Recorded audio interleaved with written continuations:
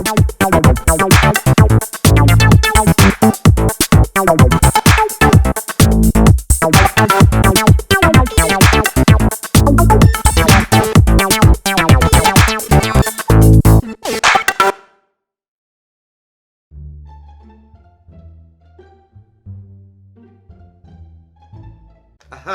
j'ai créé ce mime très drôle. Ah, ce mime est drôle, je vais le copier et le coller. Je vais le publier sur mon mur. Hey, mais ça c'est mon mime très drôle que quelqu'un d'autre a partagé. Et toi, qu'est-ce que tu fais? C'est mon mime drôle à moi. Tu dois dire l'auteur et la source. Et les gens, choquez-vous, c'est moi l'auteur de ce mime. Pas lui. Ça change rien, ce n'est qu'une blague. Ah, je ne vaux rien en tant qu'artiste. Ce que je crée n'est pas de l'art. Je devrais arrêter.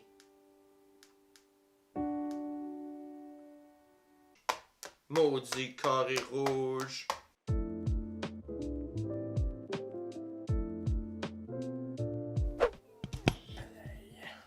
Il y a 3 ans, il y a un petit mouvement qui a fait pas mal de bruit en France sur le web. Les comiques français seraient-ils en manque d'inspiration? Cette affaire qui secoue les comiques français. On ne parle que de ça depuis plusieurs jours sur les réseaux sociaux. Il y a des vidéos qui sortent sur les humoristes avec des blagues qui ont été copiées. L'ensemble de cette affaire a un parfum de scandale. De plagiat. De plagiat. Copy comic. Ça, c'est un mouvement qui semblait démontrer un certain plagiat des humoristes français face aux humoristes américains et aux cousins des Français, les Québécois. Mouvement d'ailleurs qui a pris une certaine expansion en 2019 grâce à nul autre que la star internationale Gad Elmaleh. You're dead, I'm gone. Peut-être tu vas mourir, l'autre aussi, moi je vais rester, je sais pas. Est-ce que c'était du plagiat? Est-ce que c'est un addon extraordinaire? Est-ce que c'est un vol de propriété intellectuelle? Peut-être penser à une idée de vol de droit d'auteur? Oui, mais non. Mais oui, mais non. Mais oui. Oui, mais non. Le problème étant qu'il y a une zone grise pour certains médiums artistiques avec les droits d'auteur. Tu sais, c'est ce qui m'amène à vous expliquer un peu c'est quoi les droits d'auteur. En fait, pour comprendre c'est quoi le droit d'auteur, qui est une forme d'ailleurs de propriété intellectuelle, il faut comprendre c'est quoi une propriété intellectuelle. Ici, propriété intellectuelle se résume à les œuvres de l'esprit, inventions littéraires et artistiques.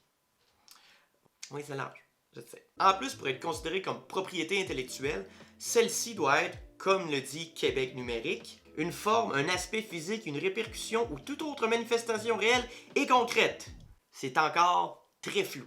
Quelques exemples de ce qui pourrait englober ça, c'est tout ce qui est œuvre littéraire, artistique, musicale, invention, création, marque, logo, etc. Sauf que là, tout ça prend en conscience l'œuvre de la création physique, mais ne prend pas en conscience l'idée. Comme par exemple, je peux avoir l'idée de créer un robot qui va m'amener du melon d'eau à volonté, mais ça veut pas dire que cette idée-là m'appartient. Je l'ai pas créée. C'est ici qu'elle vient nous sauver les droits d'auteur. Comme nous mentionne le guide du droit d'auteur canadien, le droit d'auteur signifie le droit de se reproduire. En général, le droit d'auteur désigne le droit exclusif de produire ou de reproduire la totalité ou une partie importante de l'œuvre sous une forme quelconque. Ce droit comporte le droit d'exécuter une œuvre ou toute partie importante de cette œuvre, ou dans le cas d'une conférence, le droit de la donner. Si l'œuvre n'est pas publiée, le droit d'auteur inclut le droit de publier l'œuvre ou d'en publier une partie importante. En gros, ce que tu fais, ça t'appartient. Tu peux en faire ce que tu veux. Tu peux le donner, tu peux en reproduire, tu peux le proposer, plein de choses comme ça. Pour retourner à Gad Elmaleh, tu sais que la ligne est mince avec le numéro humoristique. Le numéro, c'est l'œuvre. La blague, elle... on sait pas trop la situer.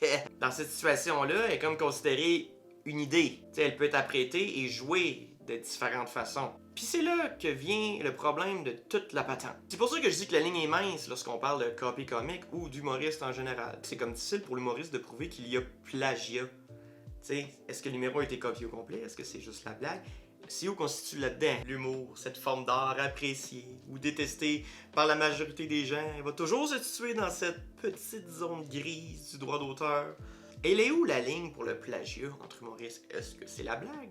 La numérique a comme ses hauts et ses bas concernant la reproduction d'œuvres artistiques, surtout avec la présence grandissante du plagiat sur le web. Juste à penser aux memes, en général. C'est assez difficile de retracer chaque auteur de chaque meme sur Internet. Encore nouveau, dans l'arène des arts, les memes ne sont considérés que divertissement et fast-food de blagues pour les internautes. Et si je lançais l'idée que les memes, au final, ils se cachent peut-être dans la même catégorie que les caricatures, mais sur le web? Est-ce qu'on verrait les memes de la même façon? Et peut-être que nous devrions redonner à ces auteurs de caricatures du web une certaine reconnaissance pour ces petites blagues éphémères, mais combien plaisantes.